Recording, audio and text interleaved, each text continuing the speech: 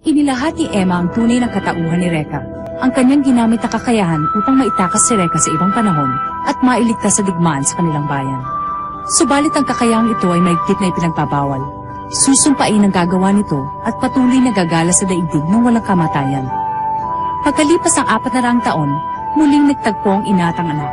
Subalit dahil sa sumpa, kahit kailan ay hindi nila mahahawakan ng bawat isa. Hindi rin maikakailang suliraning dulot ni Corey, ang kapatid ni Reka, ngayong dinala sila sa isang panahon. Ang hamon sa kakayahan ni Reka. Reka! Hindi ko akalain maniniwala ka sa mga ganyang kwento! Huwag na po kayong magtampo. Nung una naman, hindi na naman ako makapaniwala eh. Yan ba ang igaganti mo pagkatapos itang palakihin at papag-aralin? Or how about we start over again? Well, fine then. So when did you start lying through your teeth? Who you calling a liar? You better watch what you say, sonny boy. You're not too big for a good old spanking. At ikaw, bakit hindi mo sinabi sa akin ang totoo? Bakit pinaniwala mo ako na ikaw nga ang tatay ko?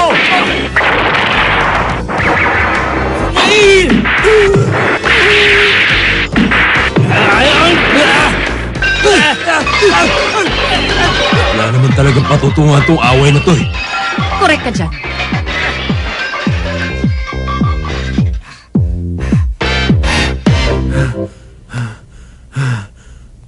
Alam mo tay, hindi naman talaga ako galit sa'yo eh. Kung hindi dahil sa'yo, sa tingin ko hindi na ako nabuhay sa mundong ito.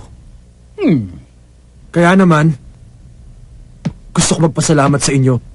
Dahil tinuring niyo akong tunay na anak at sa lahat ng oras ay pinadama niyo sa akin ang inyong pagmamahal. Reka, anak. Ngayon sabihin niyo sa akin, paano ba talaga ako napunta sa bahay na ito? Yan ay kung hindi nyo ikasasama ng loob. Alam kong napakahirap tanggapin ako ang kanyang ina, lalo na't matagal na panahon din kami nagkawalay. Subalit, kung alam mo lang ang aking hirap sa paghahanap kay Reka, at ngayon nakita ko. Tama na. Pwede ba huwag ka nang umiyak? Ayokong nakakakita ng babaeng umiiyak eh. Ayoko rin namang maging kontrabida sa harap ninyong lahat. Tatay, Reka, makinig ka sa akin. Alam mo, 15 taon na nakakaraan at umuulang panahon.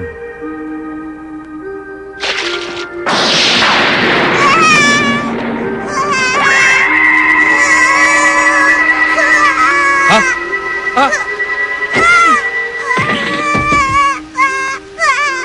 Ano ba ito? Isang sanggol. Saan ka ba naman nanggaling? Na mahulog ka sa aking mga kamay. Ang pangalang Reka ay nakasulsi sa iyong kasuotan. Naghanap ako ng mga taong pwedeng umampun sa'yo pero wala akong makita. Kaya pinasya kong kupkupin ka na at ituring na anak. Alam mo ba na para kang bagyo na dumating sa buhay ng binatang ito? Anong binata? Hindi ba ang sabi niyo sa amin matagal lang patay ang asawa ninyo? oo nga pala, sino naman yung babae na sinabi mong nanay ko na nandyan sa litrato? Yan babae yan. Yan ang paborito kong artista dati. Naku po! Hindi ba lang nahulaan ni Reka na artista ang babaeng yan sa pelikula? Ang galing ko talaga. Yeah! Ano ba yan? Oo nga. Ay, Nay, alam mo na ngayon ang hirap na pinagdaanan ko sa taong yan. Oo, natutuwa ko't naging mabuti siyang ama. Sabi na sa'yo, may appeal pa rin ang tatay mo. Kayo rin pala kayo. Sa totoo lang, napakababaw naman pala ng nanay mo eh. Bagay nga sila ng tatay mo. Oo nga. Ay, di bali na nga. Alam nyo, pinapunta ko kayo dito dahil may importante akong sasabihin sa inyo. Ngayong bakasyon, pupunta ako sa bundok dahil gusto kong sanayin ang sarili ko. Ha? Nasisiraan ka na ba? Siguro nga, dahil gusto kong ulit makalaban si Corey. Pero kuya, sa susunod papatayin ka na niya.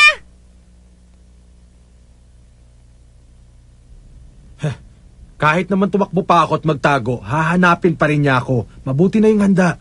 At isa pa, marami din silang hawak ng mga mahiwagang sandata at sagradong pergamino na dapat ay pinoprotektahan ko, hindi ba?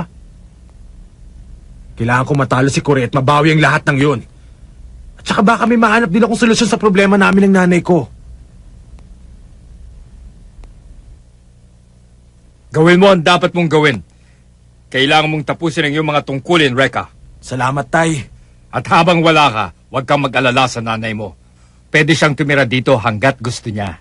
Ano bang mga kinahihiligan mong gawin? Mahilig akong mamana at gumawa ng tsaa. Huwag mong pormahan ang nanay ko!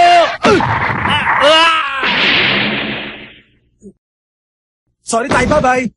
Reka! Batang yun talaga. Reka,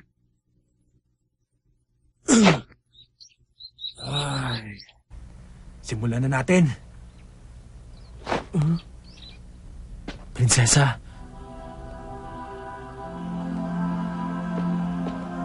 Reka, aalis ka na lang ba nang hindi mo malang sinasabi sa akin?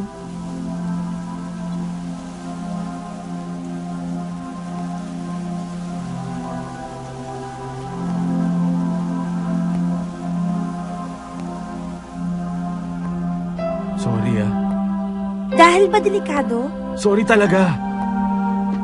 Reka Hanabishi! Inuutos ko sa'yo! Mula ngayon, wala kang dapat itago sa akin kahit na gaano pa kadelikado gagawin mo. Maliwanag ba? Prinsesa? Hindi ako kasing hina ng iniisip mo. At pag humarap ka na sa mga pagsubok, alam ko makakatulong ako kahit paano. Tulong? Hindi mo naman kaya magluto para sa sarili mo, di ba? Sasama ka sa akin? Siyempre naman. Maximo, pwede ba tumulong ka naman sa pagtitinda ng bulaklak dito? Nanay naman, walang bibili sa atin kung ako magbabantay. At isa pa, may ginagawa ko eh. May ginagawa pala, ha? Sa iba ko na rin ibibigay ang allowance mo. Ang tigas ng ulo. Good morning, ha? Ah, kayo pala, nasa taas siya. Pwede ba, kutusan nyo na lang para sa akin? Kakainis. Kasi ayoko naman talagang iwan ng nanay na nag-iisa para lamang magsanay. Pero ayoko rin si Reka lang ang magiging sikat sa eskwela. Anong ginagawa mo dyan? Ha? Ira! Bakit kayo nandito? Ano? Inaano ba kita, Lola? Sabi ng nanay mo, kutusan daw kita eh. Max, saan ka ba pupunta para magsanay? Hindi ko alam ang sinasabi mo, Ira. Hindi ka magaling na artista. Heto, Ano yan? Regalo para sa akin? Ang bigat! Buti nga. Ba, ito yung Kuchibasyo at Onis Chumi. ang kutsibasyo ay may huwagang sandata na mas mahusay pa sa kadenang karet. Kayang-kaya nito gawin ang anumang bagay na iuutos mula dito. Ang honest chumi naman ay may 5 talim na parang kuko. At sa kamay na isang dalubhasa, kayang-kaya nitong tapatan ang lakas ng Kugan Angki. Nagpunta ako kay na Mr. Suko para tingnan ang tungkol dito. At nalaman ko na totoong sandata ng Hokage ang mga ito. Alam ko na. Gusto mo magsanay gamit ang mga santatang to, hindi ba? May pag-asa ka pa pala. Makinig ka, Max. Kilala tayo sa eskwela at alam nila na walang nakakatalo sa ating dalawa. Kaya lang, nang nilabanan natin si Kuroy, tinalo niya tayong parang mga baguhan. Napahiya tayo. Alam niya na mas mahina tayo kay Reka. Pero kung gamit natin itong iba pang mahiwagang sandata, maaari tayong maging kasing galing ni Reka. Hindi ko alam kung anong binabalak mo pero iniisip ko, pwede din tayong pumunta sa bundok ngayon at sabay na magsasanay. Tayong dalawa lang sa bundok. Pwede ba magseryoso ka naman? Maganda yan. Hindi ako papayag na maungusan ni Reka sa pakikipaglaban. May pangalan ako sa eskwelahan na pinapangalagaan. Basta, huwag mong hahaluan ng kalokohan. Seryoso ako! Si Max pa mo lang pupulpo sa pagbumuka ng kuray na yan. May iba ang tingin mo sa akin, Ira. Tama. Ay, nagkamali yata ako ah.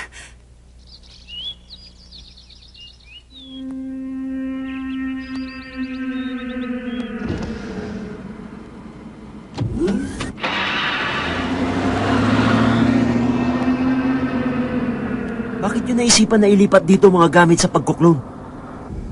Nasa huling bahagi na kami ng aming mga eksperimento at nararapat lamang na malapit sa langit ang aming ginagawa. Kumbaga, isang pilosopiyang moral. At isa pa, ito ang gustong mangyari ng aking ama. Sumusunod lamang ako.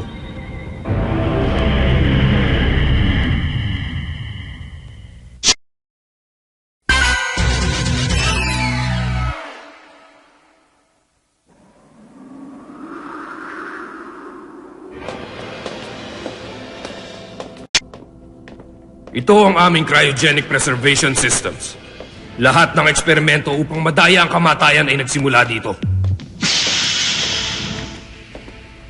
Pagkatapos namin gumugol ng limpak-limpak na salapi at nagsagawa ng mga pag-aaral, eto na ang naging resulta. Ito ba ang mga clone sa mga tao? Oo, nagsisimula na rin kaming maghanda upang gumawa ng inyong clone. Kahang-hang. Mahal na Pangulo, kung nakikita ninyo ang biyayang idinudulot nito para sa inyo, ay itutuloy namin ang proseso ng paggawa ng inyong clone. Yun nga lang, may kakabit itong kaunting halaga. Sabihin mo, babayaran ko kahit na magkano. Sa wakas, matutupad na rin ang aking pangarap na maging isang immortal. Matutupad po ang inyong kahilingan. Opo, dito po tayo.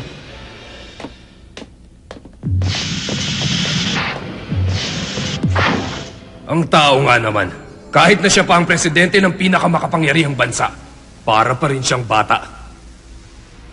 Kahit na nagtagumpay kami sa paggawa ng mga taong clones, ibang-iba naman ang personalidad nila sa kanilang pinanggalingan. Sila ay mga mamahaling manikin lamang. Mr. Mori, may bisita kayo, ang anak nyo. Si Kurei? Anong kailangan mo sa akin, Kurei? Binigo mo ako. Nagpapasok ka na ng estranghero sa aking palasyo. Pinakawalan mo pa ang babaeng manggagamot. Alam ko na kayang-kaya mo silang ubusin kung gugustuhin mo. Pero hindi mo ginawa. Huwag mong sabihing pagtataksilan mo na ang taong kumalinga sa'yo noon. Huwag ka mag-alala, ama ko. Kaya kong ibalik sa iyo ang babaeng yon. Sa ngayon, may malaki akong binabalak. Maaari bang tignan nyo ito? Ang nakatagong kasulatan ng mga Hokage. May sunog ang bahaging ito. Nitong mga nakaraang araw ay may nakalaban ako. Isa rin siyang Flame Master na nagngangalang Reka Hanabishi. Ang nawawalang bahagi ng kasulatang yan ay nagpakita na lamang kasabay ng apoy. Matagal bago nawala ang apoy, subalit nang mawala ito, noon lumitaw ang mga mahiwagang salita na yan. Kapag ang tunay na Flame Master ay dumating, ang lahat ng lihim ng mga Hokage ninja ay mabubunyag. Ibig sabihin mabubunyag lamang ang lihim ng Hokage sa karapat-dapat na Flame Master. Isa lang sa aming dalawa ni Reka ang dapat matira. Ama ko, nais kong kalabanin siya.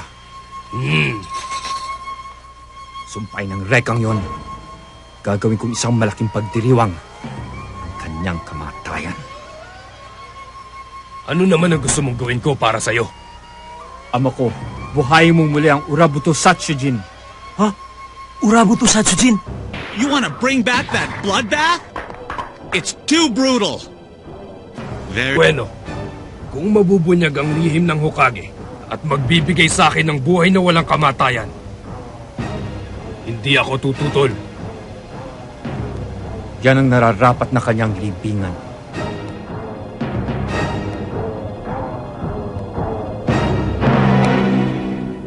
Prinsesa, kahit na anong mangyari, huwag kang lalapit sa akin, ha? O sige, pero bakit? Makikita mo mamaya. Ha? Huwag mong sabihin magsasanay ka na wala yung armband mo. Tama ka. Pero pag tinanggal mo yan, lalabas na naman yung mga nakakatakot na dragon. Naging maluwag sila sa'yo nung una, pero hindi ibig sabihin nun na pakakawalan ka pa nila uli. Nakahanda pa rin ako. Nakita ko ang isa sa mga dragon sa bahay ng aking ina noong isang araw. Ang araw na yon, hindi lang basta apoy ang lumabas sa aking braso. Ibang klaseng kapangyarihan. Kaya kailangan kong lumakas dahil kung hindi tiyak na matatalo ako ni Kurei. Kaya ngayon, kailangan harapin ko muli ang 8 dragon. Pero... Prinsesa, manood ka lang at huwag kang makikialam, ha? Diyan ka lang, huwag kang bababa dito. Panoorin mo kung paano ko tatalunin ang 8 dragon sa paraang alam ko! Flame Dragons!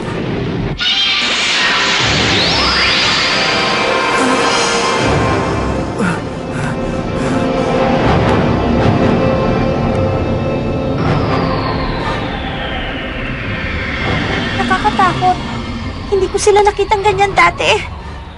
Ngayon nalilisik ang mga mata nila sa galit. Si Reka kasi, padalos-dalos. Tingnan mo nga naman. May nabubuhay pa palang hangal na tatawag sa akin ay ikalawang ulit. Talaga bang nais mo magpakamatay, bata? Tama na! Hoy! ikaw na may bigote! Lumabas ka sa braso ko nung huli tayo makipaglaban, di ba? Ang galing nga ng bolang apoy na nagawa natin eh. Tingnan mo na, Tare. Pinalalaki mo lamang ang ulo ng hangal na batang ito. Patawarin mo ako, Beshi. Nagawa ko lamang yon dahil nababagot na ako. Wala akong pakialam kahit ano pa ang dahilan. Ang gusto ko lang ay lumakas. Kaya ibigay niyo ng inyong kapangyarihan. Magsisisi ka hambog at ang palasan!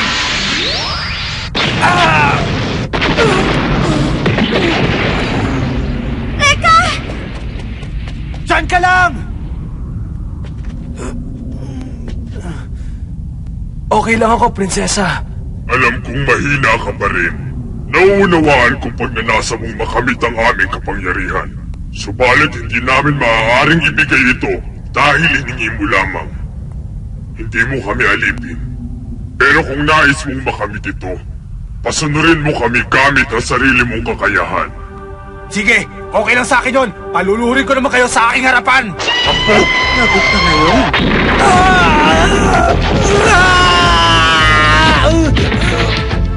Reka! Masyadong mahina. Umalis na tayo dito. Huh? Hindi man lang natin matapos nating atakihin. O ano, hanggang dyan na lang ba ang kapangyarihan ninyo? Huwag niyo sabihin ganyan kayo kahina. Ang mabuti pa, magsama na kayo para medyo naman lumakas ang konti. Pinapatawa mo. Tiyak na hindi ako mababagot sa mga gagawin namin sa iyo. Hindi ko na siya mapapatawad pa ngayon. Sige lang, nakahanda na ako sa inyong lahat. Magtatagumpay ako sa inyo! Yeah!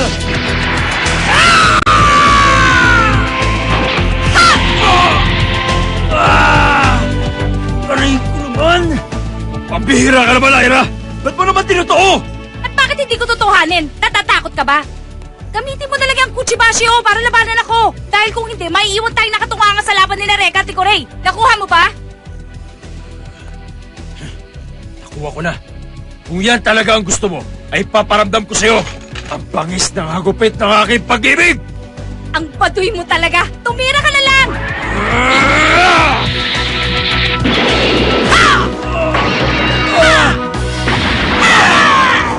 Tama na! Lalakas nga kayo pero bago mangyari yung patay na kayo!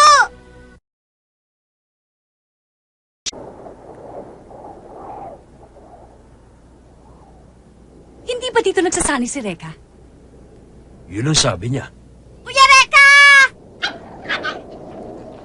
Wow! Ang cute ng aso! Huwag mong hawakan yan! Hindi yan ordinaryong aso. Dylan, nagsasanay ka rin sa sarili mo, no? Ba't siya nagagalit? Nakakatakot ang aso! Nandito ako upang maghatid sa inyo ng isang mahalagang mensahe. Ang aso!